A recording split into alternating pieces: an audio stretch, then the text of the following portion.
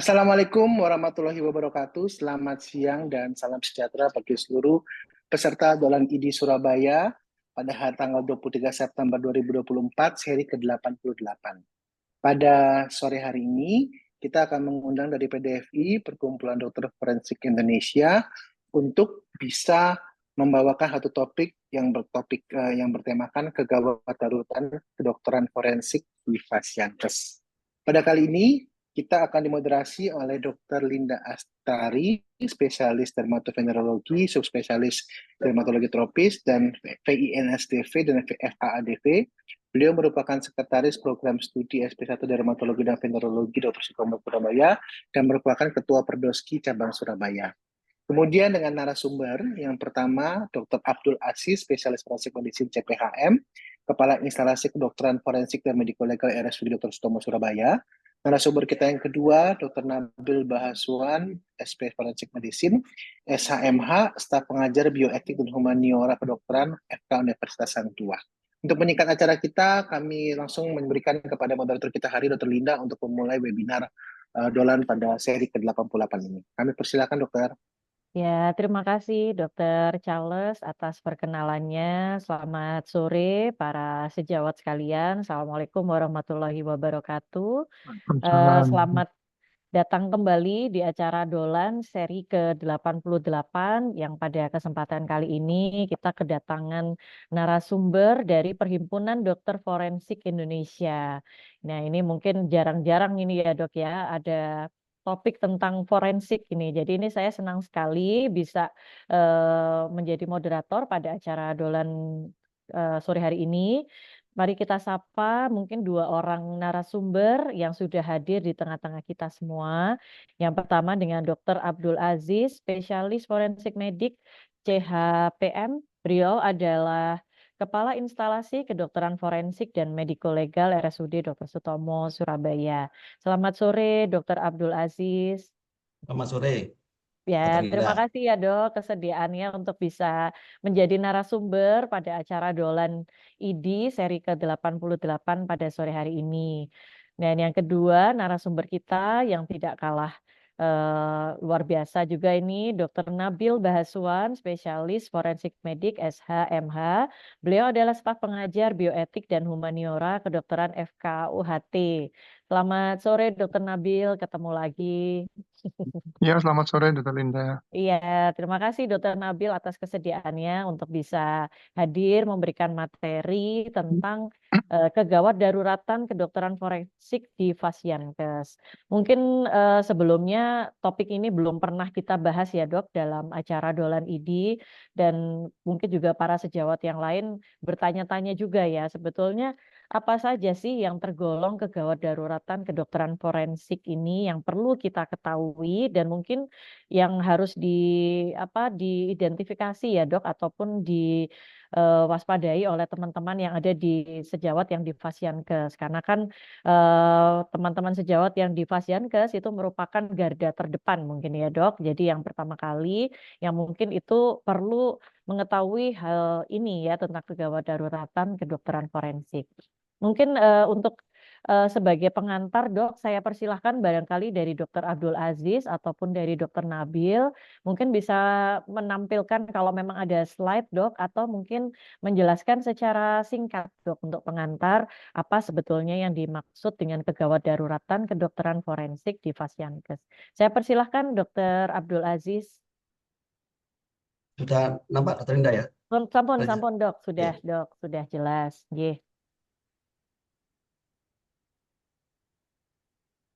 Tinggal di slideshow saja Dok, supaya tampilannya lebih jelas. Ya, kok nggak bisa ini ya? Iya Dok. Kok nggak bisa ini? Oh, yang bawah Dok, sebelahnya lagi, yang paling kanan, sebelumnya tanda merah itu Dok. Ya, itu Dok. Ya. Terima kasih. Assalamualaikum warahmatullahi wabarakatuh. Selamat sore pemirsa sekalian, serta Dolan seri 88 di seluruh Jawa Timur barangkali ya. Ya Dok. Ini mungkin suatu hal yang mungkin baru bagi kita barangkali ya. Tetapi ini penting kita sampaikan karena seringkali kita itu kelolosan korban tindak pidana Karena kita seringkali memandang seseorang itu yang datang ke rumah sakit sebagai pasien murni tanpa menjadi dalam tanda petik barang bukti.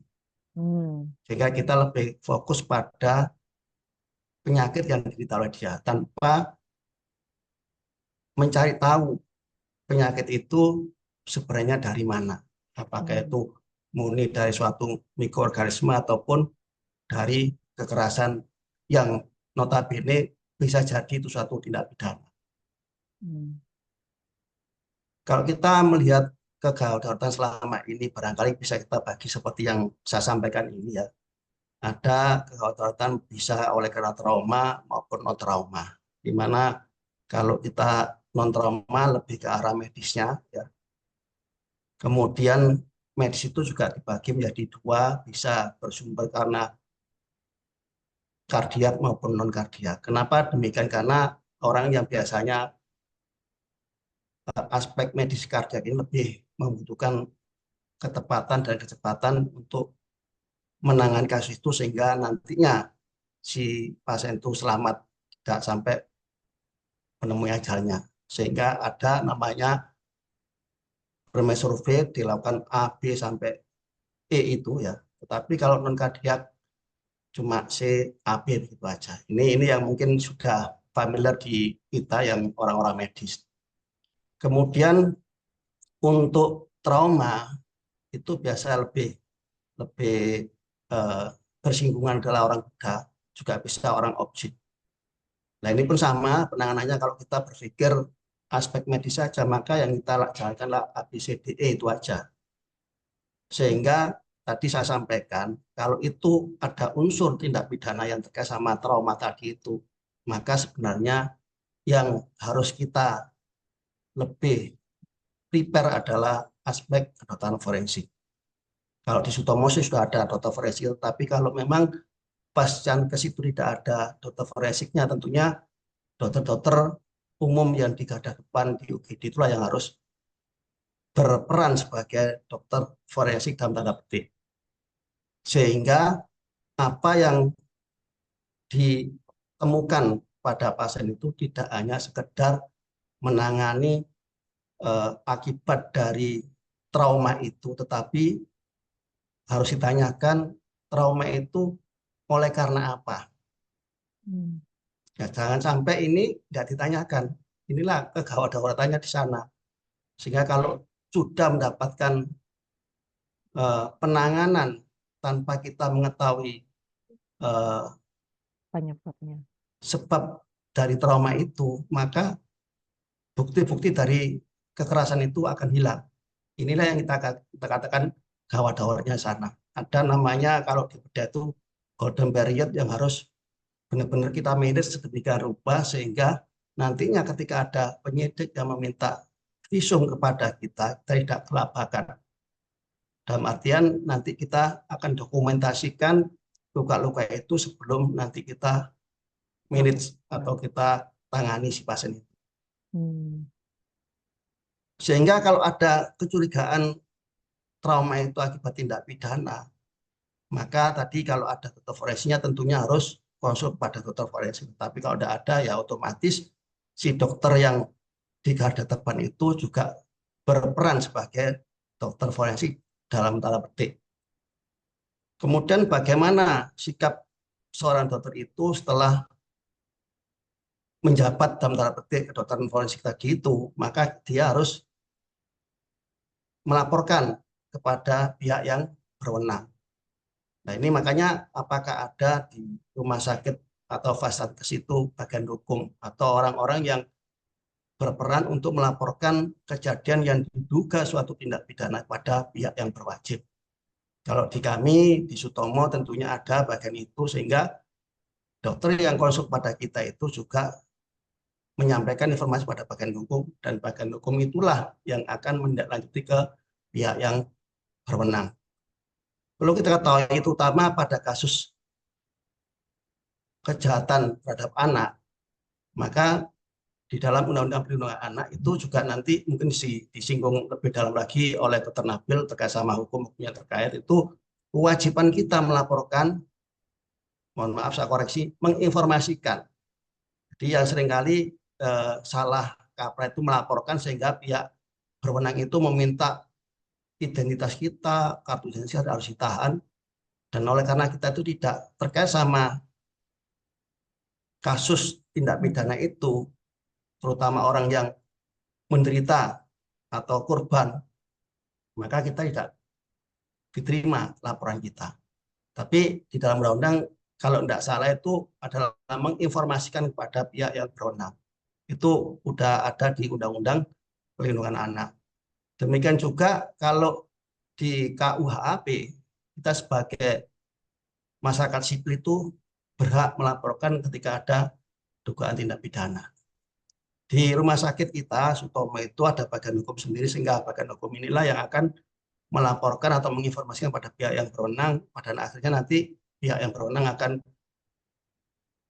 ke Sutomo dan melihat apakah memang ada dugaan tindak pidana tersebut. Tentunya sebagai dokter forensik ya, kalau ada dokter forensik, tapi kalau dokter umum tentunya ya sepanjang pengetahuan saya untuk luka-luka itu bisa ada kompetensi yang di SKD itu memeriksa luka sampai mendistribusikan luka itu seperti nantinya yang bisa kita tulis di dalam visum et repertum, yang kita tahu bahwa visum et repertum itu merupakan alat bukti yang sah sesuai dengan KUHP 184 pasal 184 ya, karena visum itu mewakili barang bukti yang kita periksa. Ini ilustrasi kasus yang mana menggambarkan bahwa orang itu lebih terfokus pada medis saja. Ini ada suatu pasien laki-laki 6 tahun, ruannya panas yang lama, hampir 1 minggu. Kemudian dia biasanya minum obat menurun dan kemudian panas lagi. Pada hasil pemeriksaan kesadaran komposmetis, kemudian suhu asilernya 39 derajat Celcius, kemudian ditemukan beberapa luka memar yang banyak ya. Dan ini ditanya oleh si dokter kepada pengantar, ngomongnya jatuh di lantai. Sehingga dikonsulkan ke ilmu kesehatan anak, didiagnosis sebagai ETP ya. Kemudian dalam proses penanganan di dalam ruangan itu diopnamenkan, ternyata ada penurunan kesadaran, akhirnya dilarikan ke ICU, dan alhamdulillahnya adalah DPJP itu sangat aware dengan temuan itu, melihat umur luka memar tadi itu yang berbeda-beda, dia curiga bahwa itu ada suatu penganiayaan. Akhirnya konsul ke dokter forensik, dan dokter forensik menemukan adanya dugaan kekerasan pada anak itu yang kemungkinan juga adalah KDRT. Ini sampai ditangani oleh multidisiplin, bahkan diopnamenkan di rumah sakit Sutomo. Ini kasus yang real ya, sampai 30 hari karena banyak kelainan-kelainan yang kita temukan akibat kekerasan fisik pada anak tersebut. Itu kesalahan dokter ya, yang perlu digarisbawahi adalah terhadap dugaan-dugaan tindak pidana dalam melakukan deteksi dini dan mencegah terjadinya tindak pidana penganiayaan baik pada anak-anak maupun dewasa, kemudian menangani kegawat-daulatan dan melakukan rehabilitasi. Tentunya ini sesuai dengan kompetensi masing-masing ya. Kemudian menganalisis dan menginterpretasi setiap temuan medis serta mendokumentasikan dalam rekam medik. Inilah yang penting bagi kita semua, bahwa dokumentasi ini penting untuk kita persiapkan nantinya jika penyidik meminta visum et repertum. Sehingga gawat daulatnya menurut kami itu di sini. Karena seringkali tadi kelolosan, kalau di medis kelolosan akhirnya meninggal dunia, tapi ini kalau kelolosan ya tentunya dokumen yang mewakili tindak pidana tadi itu akan hilang. Selanjutnya kita memberikan informasi kepada pihak yang berwenang untuk menindaklanjuti dugaan tindak pidana tersebut. Kemudian peran seorang dokter ya terhadap dugaan tindak pidana kekerasan atau yang lainnya adalah nomor 1 sebagai dokter pemeriksa, kemudian bisa nanti sebagai saksi ahli pengadilan kalau memang diperlukan. kemudian membantu mendeteksi adanya kemungkinan tindak pidana. Inilah yang harus kita tekankan. Kita harus peka terhadap kemungkinan tindak pidana yang terjadi pada pasien yang kita periksa. Jika ini sudah kita lakukan demikian rupa, maka ketika nanti ada penyidik yang meminta visum, kita tidak akan kelabakan mencari data yang notabene tidak bisa kita temukan karena kita lalai di dalam mendokumentasikan temuan-temuan akibat tindak pidana itu. Yang berikutnya bisa menjadi saksi atas tindak pidana yang berkaitan dengan masalah kesehatan, serta yang terakhir adalah merawat pasien itu baik sebagai korban maupun pelaku. Kalau pelaku pun bisa kita lakukan pemeriksaan juga. Kemudian, maaf, itu saya kira yang bisa mengawali diskusi kita ini. Kami serahkan selanjutnya pada Dr. Linda. Monggo, Dr. Suwon. Terima kasih Dr. Assalamualaikum Abdul Aziz. Waalaikumsalam warahmatullahi wabarakatuh. Matur nuwun Dr. Abdul Aziz atas pengantarnya ya Dok ya. Ternyata menarik sekali. Kegawat daruratan ini memang cukup penting ya Dok, karena apalagi terkait dengan tindak pidana ya Dok ya, yang ini tentunya juga memerlukan penanganan dari pihak yang berwenang. Mungkin dari Dr. Nabil sebelum saya mulai untuk sesi diskusi, ada tambahan Dok mungkin untuk pengantarnya Dr. Nabil? Ya, dikit aja ya. Iya, monggo Dr. Kalau Nabil. kita penekanan ke Dr. Aziz tadi, tugas penting dokter. Jadi kita di UGD atau di puskesmas yang bagian gawat darurat harus satu, men-screening apakah pasien yang datang itu mendapatkan luka atau sakit karena memang penyakitnya atau akibat perbuatan orang lain yang seharusnya luka-luka itu tidak ada pada tubuhnya sebelumnya. Tentu screening itu penting. Baru-baru ini kan sudah mulai rekam medis elektronik. Jangan menyepelekan. Tolong bagi para sejawat jangan meremehkan. Karena pasiennya banyak, buat visumnya asal-asalan, nanti kaki kiri keliru kaki kanan. Kalau sudah masuk jegrek, tidak bisa dirubah. Nah, ini mungkin kalau edisi yang lulus nanti ke depan mungkin sudah pengalaman. Tapi yang edisi yang 2 ini transisi ini yang perlu ditekankan. Saya rasa ini dulu, nanti bisa langsung diskusi. Terima kasih. Dok. Terima kasih banyak Dr. Nabil untuk tambahannya.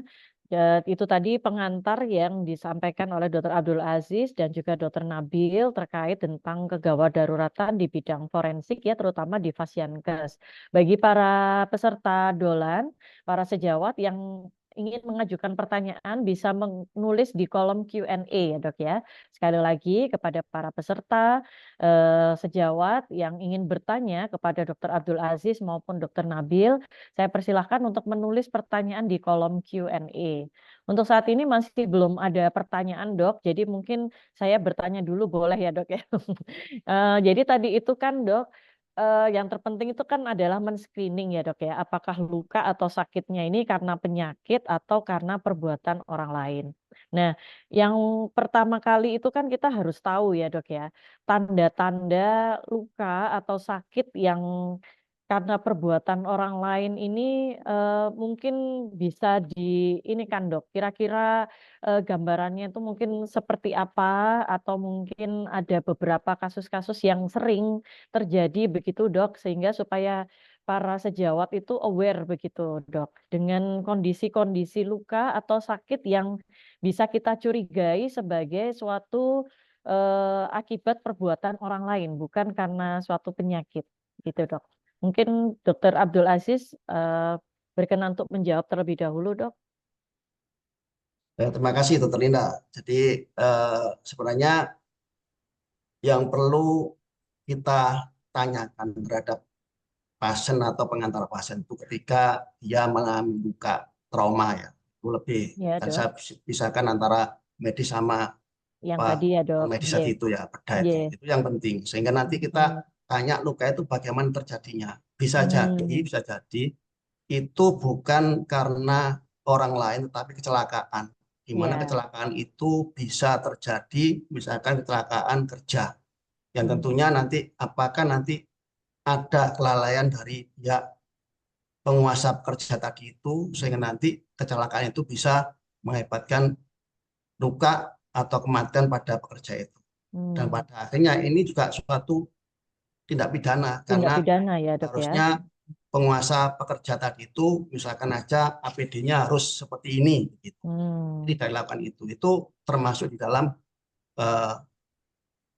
pertanyaan yang harus kita lakukan sehingga nanti tadi disampaikan oleh Dr. Nabil, screening, deteksi awal apakah ini ada suatu tindak pidana. Tindak pidana itu tidak harus orang memukul orang itu aja, tetapi kelalaian pun ya jadi kelalaian yang menyebabkan itu ya, Dok, ya, adanya dalam trauma. KUHP sudah ada kelalaian seseorang yang bisa mengakibatkan luka bahkan kematian, itu ada pasal yang menyebutkan seperti itu sehingga itu termasuk adalah suatu tindak pidana. Mungkin Dorina barangkali Dr. Nabil bisa menambahkan. Monggo Dr. Nabil kalau ada tambahan, Dok. Ya, supaya lebih mudah untuk dihafalkan. Jadi kita kalau screening kita langsung berpikir sebagai orang di UGD tidak apa-apa. Kita berpikir ini negatif dulu, tidak wajar dulu. Tidak wajar. Harus itu di UGD itu. Kemudian kita lihat ini misalnya ada orang luka. Ini lukanya karena kecelakaan, tentu dengan anamnesa atau heteroanamnesa, mungkin tidak sadar pasiennya. Ya kan, itu yang harus kita ketahui dulu. Kemudian misalnya karena sakitnya, ya kita sebagai orang medis kan pasti tahu misalnya perjalanan penyakit, lukanya kayak apa, melepuh kayak apa. Bisa jadi kayak Stephen Johnson syndrome. Kan bukan karena perbuatan orang lain, karena sistem imun tubuhnya. Jadi seperti itu, supaya berpikirlah negatif dulu terhadap pasien kalau di UGD. Kalau memang itu murni karena penyakit, wajar, ya kita obati. Tidak mungkin divisum itu. Bukan tindak pidana. Tapi kalau sudah akibat perbuatan orang lain yang seharusnya tidak ada pada diri korban atau pasien tersebut yang masih hidup, maka kita harus hati-hati. Tadi Dr. Aziz ngomong di awal kuliahnya tadi itu, maka harus lapor. Maka di UGD itu harus, setiap UGD, setiap puskesmas, pasti ada polsek setempat yang menjadi rujukan mereka untuk memberikan informasi. Halo Pak Polisi, ini ada kasus dugaan tindak pidana. Kalau misalnya pasiennya itu datang, misalnya penganiayaan, dia dipukul sama temannya atau apa, dia bisa lapor ke polisi sendiri. Terkadang dia bawa SPVR-nya sendiri, surat permintaan visum. Tapi kalau dia tidak sadar di antar orang lain, maka kita sebagai dokter yang melapor. Jangan sampai nanti secara sejawat bermasalah, sudah diperiksa, dipulangkan, tidak tahunya polisi mendengar dari warga, SPVR-nya datang. Nanti ribet kalau buat visumnya. Oke. Nah, kalau misalkan ada dugaan suatu tindak pidana ya, Dok, ya, entah itu mungkin karena perbuatan orang lain ataupun kelalaian, setelah screening itu kita menangani pasiennya dulu atau kayak membuat yang tadi untuk visumnya itu atau bagaimana, Dok? Kalau anunya, kan tadi kan soalnya takutnya nanti memang menjadi hilang ya, Dok, ya, setelah ditangani itu mungkin tanda-tanda ataupun itu seperti apa, Dok? Apa kita harus mengambil gambar, mendokumentasikan, membuat visumnya atau bagaimana, Dok? Oke, kalau saya mau tambahkan gini. Ini soal di ujian UKDI, ujian UKMPBD keluar ini. Oh gitu ya, Dok. Jadi kalau ada kasus begitu di UGD, ya kita semua pasti periksa dalam hati kita, dalam pikiran kita, logika kita. Ini tidak wajar ini. Lukanya karena perbuatan orang lain. Jadi kita selamatkan dulu, life saving dulu. Kalau misalnya memungkinkan kita panggil perawat untuk memfoto, supaya kita jangan lupa. Kemudian jangan lupa tulis rekam medis. Saya selalu mengingatkan para sejawat yang di UGD, ya, kalau pakai ada trauma kepala, entah dipukul atau di apapun, kebentur atau apa, sebaiknya laksanakan untuk CT scan kepala. Kenapa? Kita harus gold standar. perkara pasien tadi menolak, tulis di rekam medis pasien menolak saran dokter untuk CT scan. CT scan. Takutnya nanti kalau pengacaranya itu menuntut, misalnya pasien tadi kita observasi, kita tangani life saving, tidak ada masalah. Pulang tiba-tiba dia langsung bermasalah. Ini rekam medis ini bisa menyelamatkan kita. Setelah kita life saving, menulis di rekam medis, mulailah kita setelah stabil tadi pasien tadi, maka jangan lupa kita melengkapi SPVR-nya. Kita tenangkan pasien, kita hubungi polisi. Kalau polisinya mungkin hujan yang kalau di pedesaan ya di daerah itu, ya cukup difoto aja sama polisinya surat SPVR-nya itu. Jadi kita udah zamannya telemedicine, telekesehatan sudah ada di Undang-Undang Nomor 17 Tahun 2023 tentang kesehatan. Nggak usah terlalu ribet. Yang penting polisi sudah diinformasikan, difotokan, udah barulah kita mengerjakan visum et repertum. Seperti itu. Oke, jadi seperti itu ya dok ya. Jadi mungkin memang life saving, tapi jangan lupa kita menulis di rekam medis ya dok ya. Baru setelah itu kita lakukan ini ya dok, visum ya dok ya. Kalau memang sudah kondisinya sudah ini setelah difoto dan dilaporkan kepada pihak yang berwenang.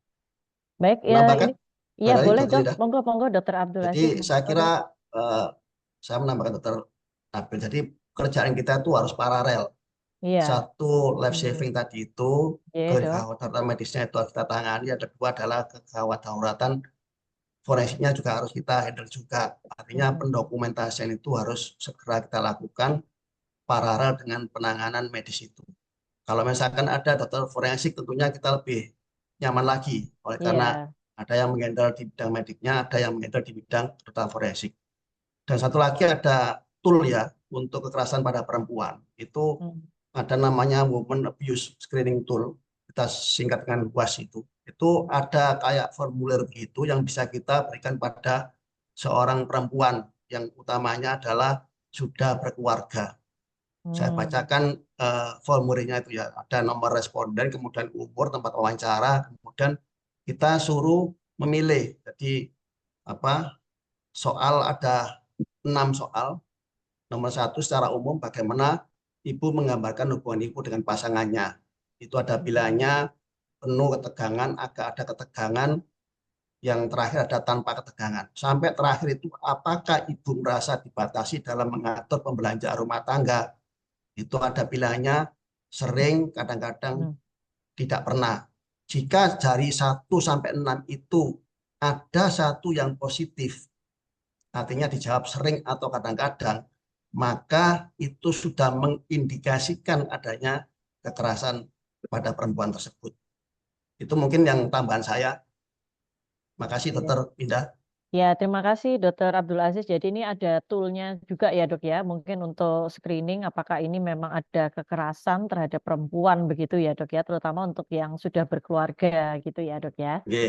Baik. Terima kasih Dokter Abdul Aziz untuk tambahan informasinya.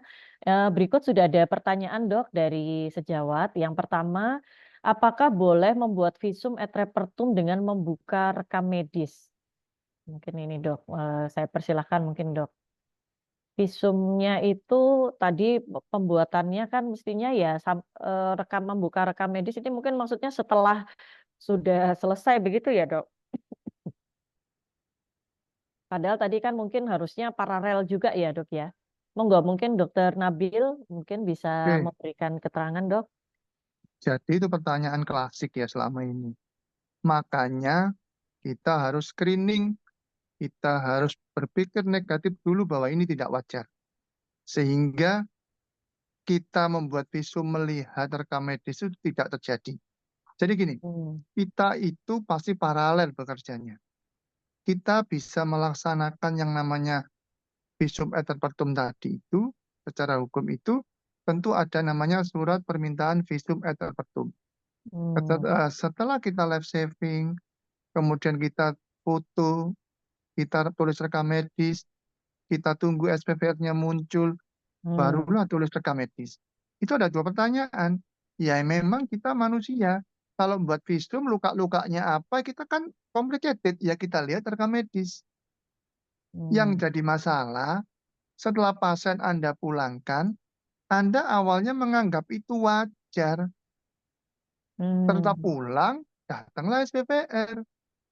Kalian bingung. Hmm. Maka yang terbaik adalah, tolong Pak Polisi, tolong penyidik, datangkan korban tadi lagi. Saya akan periksa ulang. Tetapi Hmm. masalahnya, kadang-kadang yang kita periksa ulang itu sudah mendapatkan terapi dari kita. Ya kita harus menulis semua apa yang kita periksa saat Saat itu ya dok, kedua saat kali itu. yang didatangkan lagi. Tetapi ini harus tegaskan, jangan takut. Kalau penyidiknya meminta, karena terlambat SPVR-nya, meminta, saya mau tahu dok di awal itu kena apa pasien ini luka-lukanya. Maka mintalah yang namanya rekam medis tadi itu. Maka kita membuatkan resume medis. Kita cuma minta aja, tanggal berapa Pak? Oh tanggal sekian, ya udah kita buatkan resume medis, berikan ke penyidik. Dan kita membuat visumnya sesuai dengan hari itu kita periksa SPVR muncul. Supaya lega artisnya muncul seperti itu. Nah, kemudian kalau misalnya sampai di pengadilan, polisinya atau pengacara mengatakan, oh ini kan sudah dijahit. Yang di awal kan dia begini, menurut petunjuk, menurut informasi dari pelaku dan lain sebagainya. Maka resume medis yang dari rekam medis tadi itulah yang bisa dibacakan. Jadi memang ada bahasa hukum, jadi jangan takut lah. Makanya supaya jangan sampai itu terjadi, para sejawat screeninglah lebih dulu. Berpikirlah negatif terhadap pasien di UGD. Bukan kita jelek ya, tapi memang di UGD gawat darurat. Ada yang kita lupakan yaitu gawat darurat kedokteran forensik. Saya rasa itu Dokter Indah. Oke, baik. Terima kasih Dokter Nabil untuk jawabannya. Mungkin ada tambahan dari Dokter Abdul Aziz, Dok, Terima kasih terkait Dokter Indah. penguatan. Yeah. Tadi sudah disampaikan oleh Dokter Nabil dan itu memang sering terjadi di Vasankes ya. Makanya Yeah. perlu nantinya itu Vasankes itu membuat SOP, SOP di mana ada dugaan tindak pidana itu bagaimana Alurnya ya perlakuan dok rumah ya. sakit terhadap si korban ini. Sehingga tadi dari awal Dokter Nabil juga sudah menekankan berkali-kali, anggap trauma itu adalah tidak wajar dulu. Sehingga kita lebih aware, lebih over untuk mendokumentasikan itu. Minimal adalah fotonya itu. Tetapi jangan lupa foto, jangan nanti masuk sosial media, nanti jadi fufu-fafa nanti ya. Begitu. Jadi makanya kalau boleh itu kamera-kamera khusus yang ada di IGD itu untuk pendokumentasian itu. Sehingga ketika nanti butuh menulis visum bisa diambil dari foto kamera itu khusus ya dok. ditambahkan mungkin nanti bisa didokumentasikan di dalam rekam medik itu. Dan tentunya tiap Vasankes itu berbeda-beda memberikan polisinya. Apakah kalau sudah 3 hari itu boleh dimintakan visum yang kemarin itu, atau ada yang bahkan kalau nggak salah di Cipto Mangunkusumo 1 minggu, bahkan 1 bulan nggak salah, lupa saya. Tapi karena di sana itu adalah spesialis forensik jaga onsite, sehingga apa yang didokumentasikan oleh dokter jaga ketika itu sangat lengkap sekali, sehingga bisa nanti dikupaskan di dalam visum yang diminta oleh penyidik. Tetapi yang tadi disampaikan Dokter Nabil, ketika tidak bisa dicarikan jalan keluar, maka resume medis itulah adalah jalan terakhir yang bisa Terakhir ya membantu dok. proses penegakan hukum ini. Itu terindah tambahannya. Ya baik. Baik, terima kasih Dokter Saya tambahkan Dokter Aziz. Indah ini penting, Monggo yang sampai dok. lupa. Dok. Benar Dokter Adis itu. Ini sering sepele nih. Kadang-kadang yang di UGD maksudnya kan memfoto, pakai foto pribadi. Iya. Tolong di UGD, di Puskesmas punya satu kamera yang nggak usah bagus-bagus lah. Bagus. Itu khusus buat rekam medis dari foto-foto itu. Saya selalu ngomong kepada para sejawat, kenapa saya mesti difoto? Kita nanti lupa para sejawat, kita tuh banyak pikiran, banyak pasien. Jadi jangan sampai nanti ngomong kiri kanan. Pengacara itu teliti. Karena Iya, satu fokusnya kita banyak. Kita salah ngomong A, jadi bisa di bumerang ya masalah. Dok ya. Jadi tolong fotonya itu atau kameranya itu satu di UGD. Nggak boleh dibawa pulang. Hmm, Dan harus tanggung jawab, ada kebijaksanaan itu. Kalau terpaksa memfotonya harus dihapus. Ditakutnya nanti zaman sekarang kan kebobolan ya, bisa jadi konsumsi publik. betul betul Dok. Itu Dokter. untuk memfoto pasien itu tetap harus minta persetujuan ya Dok ya ke pasiennya. Karena itu tindak pidana. Pasien tidak boleh mempunyai suatu penolakan. Hmm, Karena kalau tidak ada foto itu, maka tidak akan bisa diproses di visumnya. Kenapa? pasiennya. Kalau sampai nanti di pengadilan, pengacaranya, jaksa penuntut umumnya, hakimnya ingin tahu, malah merugikan korban tadi. Korban Pasti dijelaskan lah, dijelaskan. Form konsennya itu cuman menjelaskan tapi tidak bisa menolak. tidak bisa menolak. Baik baik Dok. Ya, Dok. Baik, terima kasih Dokter Nabil untuk tambahannya, Dok. Ini penting sekali ya, Dok ya. Jadi kalau bisa memang tiap UGD di puskesmas atau di rumah sakit itu memiliki kamera khusus ya, Dok, yang untuk foto pasien yang terkait nanti mungkin untuk rekam medis ya. Karena memang kadang-kadang kan kita wes biar cepat gitu ya, Dok, pakai HP sendiri. Nah, itu mungkin kalau memang kondisinya mungkin mendesak ya, tapi harus segera dihapus ya, Dok, atau mungkin segera dipindah ke kamera khususnya itu ya Dok ya, supaya nanti bisa lebih terjaga gitu kerahasiaannya. Baik Dok, saya menginjak ke pertanyaan kedua ya Dok dari Dokter Wahyu Handoko. Assalamualaikum warahmatullahi wabarakatuh. Izin bertanya, sejauh mana kompetensi Vaskes pertama terhadap kondisi kedaruratan forensik? Dan yang kedua, kapan perlu dirujuk ke Vaskes tingkat lanjut? Nggih. Monggo Dokter Abdul Aziz, monggo mungkin mau menjawab dulu Dok. Terima kasih. Sebenarnya tiap Vaskes itu pertama atau rujukan tindak lanjut itu punya kewajiban Yang untuk menghandle kegawat dauratan forensik ini. Jadi tentunya yang pertama kali menerima pasien itu lebih berkewajiban untuk mendokumentasikan yang nantinya barangkali penyidik akan menelusuri dari mana TKP-nya kemudian dibawa kemana. Tentunya Anda nanti juga akan dimintain BAP oleh penyidik. Sehingga bisa jadi nanti ada visum lanjutan di Vaskes tingkat lanjut, juga ada di FKTP. Sehingga semua dokter yang menangani kasus yang terkait sama dugaan tindak pidana itu mempunyai kewajiban. Kalau bisa kita adopt agama kita itu fardu ain, ya. Masing-masing orang, bukan kifayah tapi fardu ain. Itu saya kira Dokter Indah. Ya, baik-baik Dok. Jadi memang baik di Fasiankes maupun Fasiankes tingkat lanjut itu fardu ain tadi ya Dok ya, kewajibannya sama sebetulnya ya Dok ya. Jadi Oke. semuanya memiliki kewajiban untuk bisa men-screening tadi itu ya Dok ya. Kemudian juga melaporkan kepada pihak yang berwenang untuk kemudian nanti akan diselidiki lebih lanjut. Dokter Nabil, apakah ada tambahan Dok untuk Ya, pertanyaan ini? ini untuk Dokter Wahyu ya, dan untuk sejawat yang lain. Setelah kita screening tadi, jangan lupa, kalau sampai itu pasien atau korbannya tidak wajar, lukanya karena perbuatan orang lain, bukan dirinya. Ya, tapi bisa juga kalau misalnya kita ngomong yang masih hidup aja ya, bukan perbuatan orang lain, maka kita dalam bekerja itu berdasarkan undang-undang. Jadi kalau kita buka di KUHP pasal 133 ayat 1 itu, penyidik itu berhak untuk memanggil ahli kedokteran kehakiman atau kita forensik medico legal, dokter, dokter umum, atau ahli lainnya. Jadi kalau sudah kita screening itu negatif atau kita mengadakan tidak wajar akibat tindak pidana, maka kita itu dituntut. Tadi ada pertanyaan, kapan dikatakan Vaskes? Selama Anda mampu kerjakan. Kalau Anda sudah tidak mampu, Anda berhak merujuk.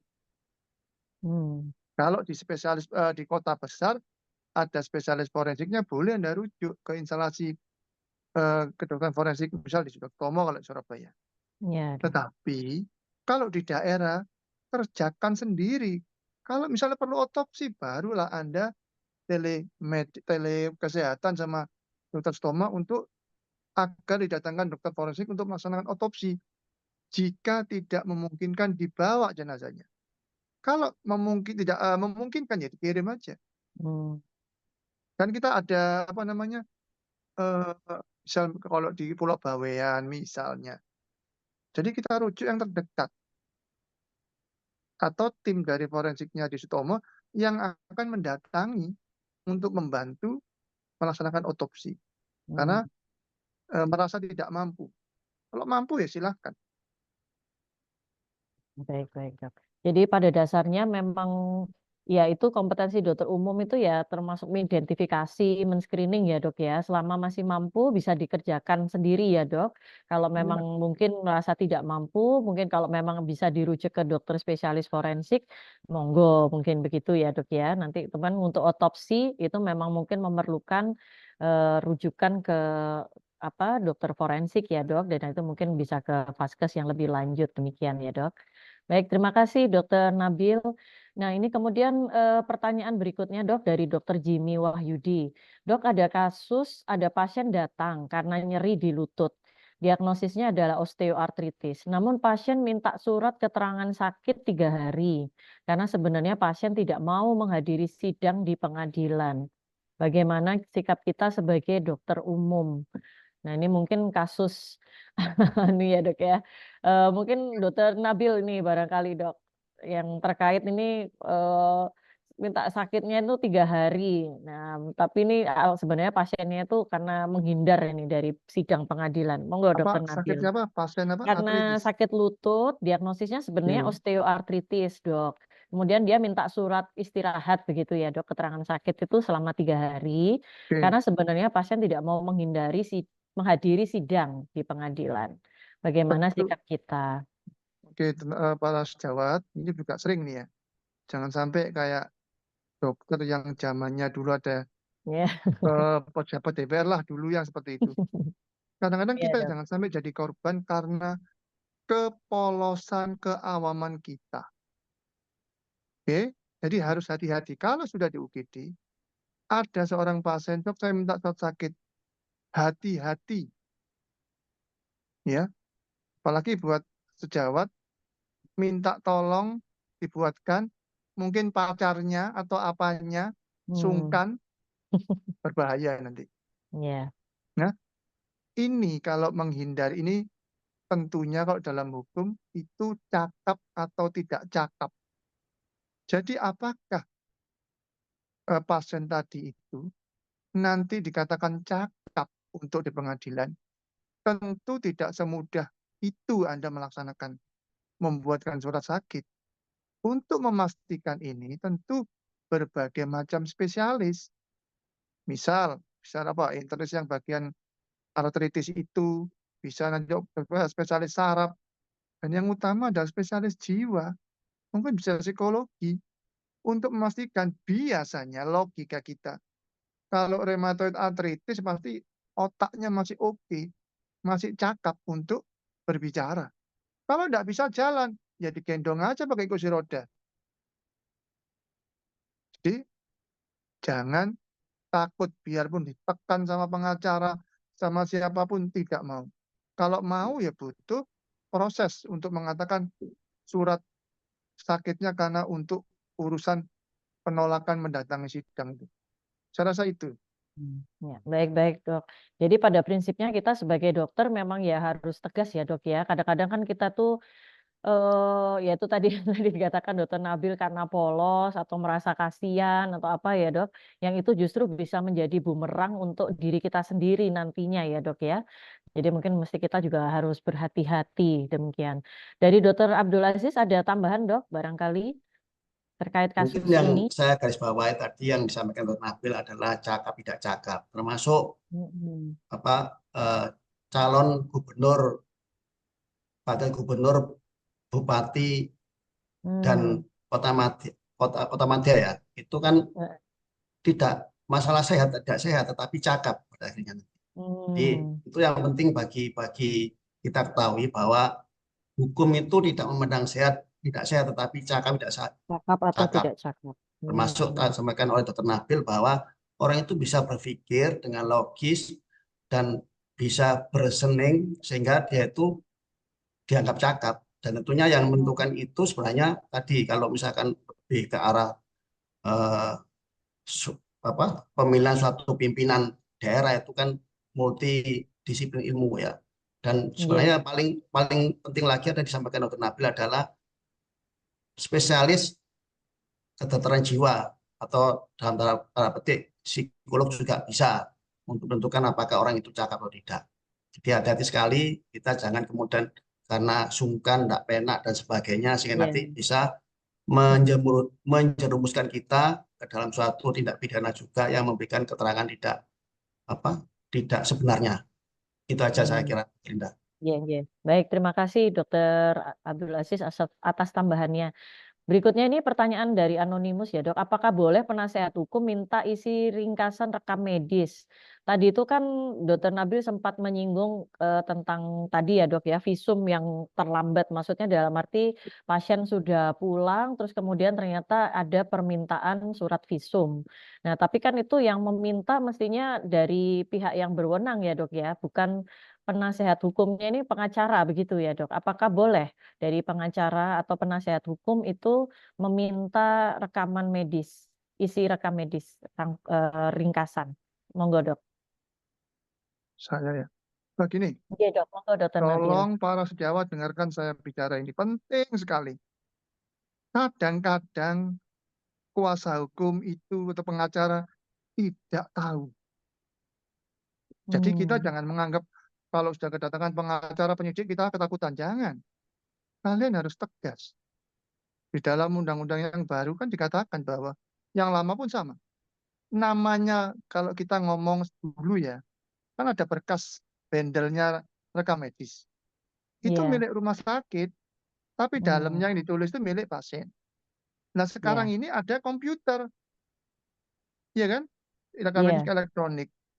Jadi yang namanya kuasa hukum itu bisa kalau ada perwakilan dari suatu kuasa dari korban, dari kliennya, tapi dia tidak bisa melihat semuanya. Tanya, Anda mau minta tanggal berapa? Tanggal 1, tanggal 2, kita buatkan. Enggak, saya mau lihat semua. Tidak boleh. Ingat ya, tidak boleh. Saya juga ngajar di Fakultas Hukum, saya katakan tidak boleh Anda membodohi atau mungkin Anda tidak tahu. Sehingga para tenaga medis ini Anda intervensi intimidasi seperti itu. Termasuk penyidik. Seringkali kadang-kadang meminta karena kepolosan para dokter tadi diserahkan. Itu tidak boleh secara hukum. Harusnya penyidik pun juga tahu tidak boleh melihat semuanya. Tetapi yang berkorelasi dengan kasus tindak pidana itu. Jadi mohon hati-hati ya. Kalau minta tanggal berapa waktu medis, jangan sekali-sekali Anda tunjukkan semua. Itu tidak boleh, itu rahasia itu. Rahasia ya dok. Baik-baik. Nah, ini perlu pahami ya dok ya. Kadang-kadang sih rasanya mungkin para dokter juga sering miss ya dok ya hal-hal seperti ini. Jadi kan mungkin karena sudah takut ya dok ya, takutnya nanti dianggap kayak menghalang-halangi penyidikan atau Iya, apa. Jadi betul. terus akhirnya ditunjukkan gitu dok semua. Ternyata memang harus ditanya yang mau ditanyakan tuh resume medis tanggal berapa begitu ya dok ya. Dan apakah itu memang pada saat berkaitan dengan kasus tersebut ya dok ya. Iya. Baik, terima kasih Dokter Nabil. Mungkin ini karena waktunya agak mepet ya dok, mungkin saya lanjut ke pertanyaan berikutnya dulu ya dok ya. Ini ada pertanyaan nomor 1, ada suatu pengalaman yang pernah disampaikan oleh sejawat dokter yang saat itu bertugas di Poli Anak Puskesmas. Saat itu ada seorang anak umur 13 tahun yang mengatakan dia mengalami penganiayaan seksual. Apakah yang seperti ini harus langsung dilaporkan kepada pihak yang berwenang ataukah kepada orang tua terlebih dahulu? Jika orang tua tidak meminta untuk dilaporkan dulu, apakah tetap perlu dibuat visumnya? Dan yang kedua, format laporan visum et repertum ini apakah khusus ataukah bisa dibuat sendiri oleh Fasiankes? Dokter mohon di-refresh apa saja kelengkapan isi dari visum tersebut, seperti tanda tangan siapa saja yang perlu ada dalam visum. Ya, monggo mungkin Dokter Abdul Aziz bisa menjawab, Dok. Ya. Terima kasih. Ini mungkin tidak hanya di teman sempat penanya ya, kejadian ini mungkin di Iya, Dok. tempat-tempat lain. Jadi ketika tidak ada surat permintaan visum dari penyidik, kita tidak bisa membuat Buat. visum itu sendiri. Seperti tadi sudah juga disampaikan oleh Dr. Nabil bahwa visum itu dibuat kalau ada permintaan tertulis dari penyidik yang namanya surat permintaan visum et repertum. Namun demikian tentunya itu harus kita dokumentasikan tadi itu merupakan kegawat-daruratan kedokteran forensik ya, sehingga harus didokumentasikan sedemikian rupa, termasuk pemeriksaan yang lokal tadi ke arah genitalia. Dan seperti saya sampaikan tadi itu di KUHP itu sebutkan bahwa kewajiban dari kita PNS itu melaporkan kepada pihak yang berwenang atau menginformasikan kepada pihak berwenang ketika ada tindak pidana, dugaan tindak pidana. Tetapi sebagai masyarakat sipil itu berhak melaporkan. Nah, yang jadi runyem ketika mungkin yang tersangka pelaku adalah orang tuanya sendiri. Itu jadi masalah. Sehingga kita kalau misalkan menyampaikan kepada si orang tua yang notabene dia juga pelaku, jadi tentunya tidak akan menolak. Jadi pandai-pandai kita screening tadi itu, termasuk yang ditanya itu apakah juga terduga atau tersangka pelaku. Ketika itu tersangka pelaku, tentunya kita tidak bisa mengajak kompromi terhadap si pelaku itu. Barangkali nanti bisa kita tanyakan secara terpisah antara pasien dengan pengantar, barangkali ada tempat yang lebih representatif. Jadi kalau misalkan itu anak-anak, tentunya suasananya ya tidak boleh begitu menakutkan, ya harus ada suasana yang nyaman bagi anak itu, sehingga nanti anak itu akan bisa mengeluarkan isi hatinya dan percaya sepenuhnya pada kita, sehingga nanti kita bisa memberikan beberapa alternatif pada si anak itu. Mungkin ada pamannya yang notabene itu adalah dia percaya sama dia, bisa nanti kita hubungi nomornya itu. Karena biasanya penyidik itu tentunya menanyakan siapanya ini kan begitu. Sehingga kalau itu tidak dari keluarganya, tentunya si penyidik tidak mau menerima laporan kita. Padahal regulasi itu sudah jelas seperti itu. Itu Dokter Linda. Mungkin tambah lagi ya yang visum tadi ya. Visum itu sebenarnya bisa kita bikin sendiri, tidak harus ada format yang dikeluarkan oleh kolegium dan sebagainya. Tapi isinya itu, layoutnya itu harus ada pro justisianya, kemudian pendahuluan, kemudian ada pemberitaan merupakan hasil pemeriksaan kita, kesimpulan dan penutup. Penutup itu ya demikian dan seterusnya, kemudian ada tanda tangan dan nama dokter yang memeriksa. Itu layout dari visum et repertum. Baik, Dok. Jadi yang tanda tangan hanya dokternya saja ya, Dok ya? Ya, atau yang memeriksa, ada saksi yang memeriksa, dokter yang memeriksa ya, Dok ya? Tanda tangan. Berarti tadi kayak kasus yang tadi, anak-anak tadi itu berarti kan kita melakukan screening dulu ya, Dok ya? Maksudnya melakukan pemeriksaan, anamnesis dulu, dan tadi mungkin di tempat yang lebih representatif begitu ya, Dok ya? Dengan terpisah mungkin dengan yang mengantarkan, untuk kita mau menggali informasi dulu begitu ya, Dok ya? Kalau misalkan ternyata diduga ini, Dok, orang tuanya mungkin adalah pelaku, maka kita boleh ya, Dok, langsung melaporkan kepada pihak yang berwenang, begitu, Dok? Boleh, itu sudah boleh ya, Dok ya? diamanahkan oleh undang-undang. Jadi apalagi anak tadi saya bilang itu undang-undang perlindungan anak itu mengatakan demikian. Iya, baik, Dok. Baik, terima kasih Dokter Abdul Aziz atas jawabannya, Dok. Dokter Nabil, ada yang mau ditambahkan, Dok? Ya udah cukup. Cukup ya, Dok ya. Baik. Ini ada pertanyaan terakhir, Dok. dari Dokter Duska Prabowo. Mohon izin di IGD terkadang dokter dan paramedik itu bergantian atau shift. Apabila ada permintaan visum dari polisi, apakah boleh visum dibuatkan oleh dokter jaga berikutnya atau kepala IGD berdasarkan foto dan rekam medis, walaupun dokter tersebut bukan yang merawat, dok, bukan yang menerima pertama kali. Bagaimana, dok? Mungkin dari Dokter Nabil ada jawaban, dok? Biasanya di UGD itu biasanya loh ya, itu jam-jam kritis pergantian. Misal jam 3 sampai jam Iya, 4. dok. Iya. Ya kita harus tanggung jawab siapa yang memeriksa korban Pertama atau pasien kali. tadi, ya kerjakan udah. Nggak usah pakai lepas tangan. Nanti kasihan teman sejawat Anda yang cuman membuat visum nggak tahu kronologinya. Jangan selalu membuli atau mengintimidasi junior misalnya. Coba pikirkan kalau itu kebalikannya kepada Anda. Iya. Jangan sampai nanti yang tadinya kita itu kronologisnya benar, karena kita yang tidak memeriksa diintimidasi untuk membuat visum, malah jadi masalah, dibilang nanti memalsukan data, malah kena hukuman. Jadi tolong janganlah tidak profesional, tidak bertanggung jawab. Apalagi yang mengintimidasi junior, jangan. Karena Anda sudah diatur dalam KUHP, Anda bertanggung jawab secara hukum. Jadi jangan main-main. Iya, dok. Jadi mungkin tetap harus dokter yang pertama kali memeriksa ya, dok ya. Jadi mungkin kalau memang sudah berganti shift begitu ya diinformasikan ya, dok ya. Jadi mungkin nanti dokter yang memeriksa itu bisa datang kembali untuk membantu membuat visum seperti yang diminta oleh penyidik begitu ya, dok ya. Dokter Abdul Aziz ada tambahan, dok? Oke, yang perlu Jawaban? saya tambahkan adalah jangan tergesa-gesa membuat visum et repertum. Meskipun surat permintaan visumnya itu sudah ada di tangan kita. Jadi ketergesaan kita itu nanti bisa jadi kita salah. Tadi sama Dokter Nabil, kita melihat tergesa-gesa kaki kanan jadi kaki kiri. Padahal Iya, nanti dok. di pengadilan kok jadi kaki yang sebelahnya kan. Sehingga akan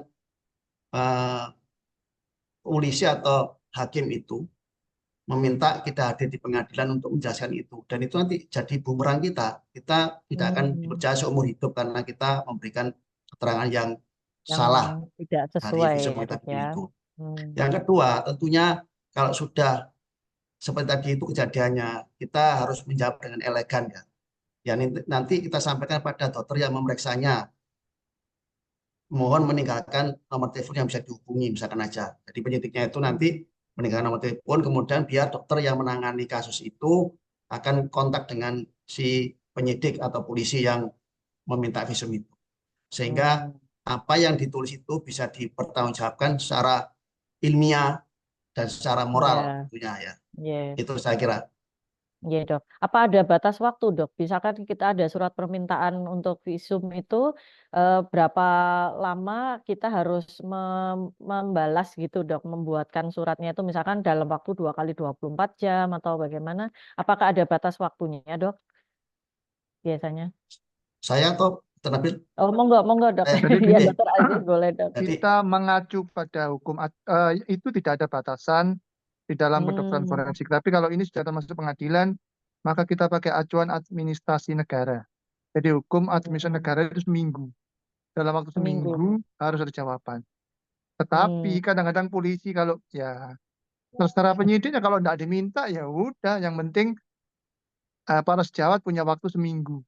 Karena itu aturan di hukum administrasi negara. Jangan sampai lebih dari seminggu, maka berhak untuk ditanyakan, ayo mana visumnya. Kita patokannya pakai hukum administrasi negara aja. Oke, baik, dok. Baik, dok, terima kasih banyak Dokter Nabil, Dokter Abdul Aziz. Jadi ini mungkin sebetulnya sangat menarik ya, dok ya. Ini apa namanya, tentang kedaruratan di bidang forensik ya, dok. Ini karena memang kasusnya ini sebetulnya cukup banyak dan mungkin banyak sejawat yang kadang-kadang tidak terlalu paham begitu ya, dok ya, tentang tata cara atau prosedur apabila kita mencurigai ada tanda-tanda kegawat daruratan dalam hal ini adalah kita curigai ada suatu tindak pidana. Namun ini karena keterbatasan waktu ya dok, karena waktu sudah menunjukkan pukul 4 sore. Mungkin sebelum saya kembalikan ke host, dari Dr. Abdul Aziz ataupun dari Dr. Nabil, ada take home message ini dok, atau pesan untuk sejawat kita semua yang mengikuti acara Dolan pada sore hari ini terkait topik yang kita bahas ini dok. Mungkin yang pertama silakan Dr. Abdul Aziz, barangkali ada take home message ataupun pesan begitu dok. Matur Iya dok. pesan akhir bagi Iya para dok, pesan. pemirsa Iya. ya. Jadi jangan takut berurusan sama penyidik. Katakan yang benar itu benar tanpa mengada-ada siapapun orangnya. Itu aja, Dr. Indah. Matur suwun. Ya, siap-siap dok. Terima kasih banyak Dr. Abdul Aziz. Dari Dr. Nabil, silahkan dok. Oke, jangan lupa kita harus screening pasien dulu. Apakah itu wajar atau tidak wajar kedatangannya akibat perbuatan orang lain atau karena penyakitnya. Sudah itu kunci di kegawatan daruratan kedokteran forensik. Ya. Jangan lupa itu. Iya dok.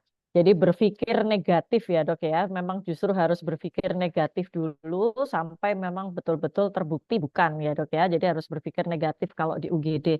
Tadi untuk screening kalau kata dokter Nabil ya dok ya. Ini yang perlu diperhatikan oleh para sejawat dokter yang bekerja di UGD. Baik, terima kasih banyak dokter Nabil, dokter Abdul Aziz atas sharing ilmunya yang sangat bermanfaat. Saya juga belajar banyak ini dok. Jadi mungkin juga nanti dalam kedepannya mungkin dalam penanganan pasien ya dok ya, kan nggak ada yang tahu ya dok, siapa tahu nih saya kan mungkin sebagai dokter penyakit kulit dan kelamin. Nah ini kadang-kadang tuh pasien yang datang nih tiba-tiba dengan mungkin kekerasan seksual begitu ya dok ya. Nah itu kan mungkin saja saya mungkin memerlukan suatu ini tadi dok, masukan atau ilmu dari dokter Nabil dan dokter Abdul Aziz. Jadi terima kasih banyak dok untuk sharing ilmunya. Mudah-mudahan juga para sejawat semuanya bisa lebih paham prosedur kegawat daruratan kedokteran forensik di Fasiankes atau di tempat kerja masing-masing. Dengan demikian saya akhiri webinar Dolan ID seri ke-88. Saya kembalikan kepada host Dr. Salmon Charles. Saya persilahkan Dr. Charles. Terima kasih Dr. Linda, Dr. Abdul Aziz, Dr. Nabil. Dokter bertiga webinar, saya ketakutan juga dari mendengar dari awal. Jadi terima kasih dok atas insight-nya, memang harus hati-hati dan waspada dalam menerima kasus. Kemudian mungkin Dr. Abdul Aziz tadi cerita cukup tenang kalau ada permintaan penyidikan, pastinya takut duluan ya, denial. Tapi terima kasih dok, Dr. Abdul Aziz dan Dr. Nabil sudah memberikan insight banget untuk kedepannya untuk tidak panik. Apalagi tadi ada kata-kata di mana jangan takut sama pengacara. Benar dok, kita takut dok. Terima kasih ya dok. Ya, jadi para sejawat peserta Dolan kami undang kembali untuk Senin depan. Kita tetap ada webinar Dolan seri ke-89. Kami akan mengundang perkumpulan ahli penyakit dalam Indonesia dengan tema besar penyakit lupus yang akan dimoderasikan oleh saya dengan narasumber yang pertama Dr. Cahyo Wibisono Nugroho, spesialis penyakit dalam konsultan reumatologi, dan Dr. Arinitya Triasti Putri, spesialis penyakit dalam. Jadi terima kasih atas kesempatan yang diberikan dan mohon maaf kalau kami ada salah dalam kata dan berucap. Kami undang sekali lagi untuk minggu depan untuk hadir di jam yang sama dan di hari yang sama. Demikian, wassalamualaikum warahmatullahi wabarakatuh. Sampai ketemu lagi. Ya. Waalaikumsalam Terima warahmatullahi kasih Dr. Nabil, Dr. Abdul Ya, Aziz. makasih. Matur nuwun, Sama-sama. Dok. Oh. Sampai ketemu ya dok.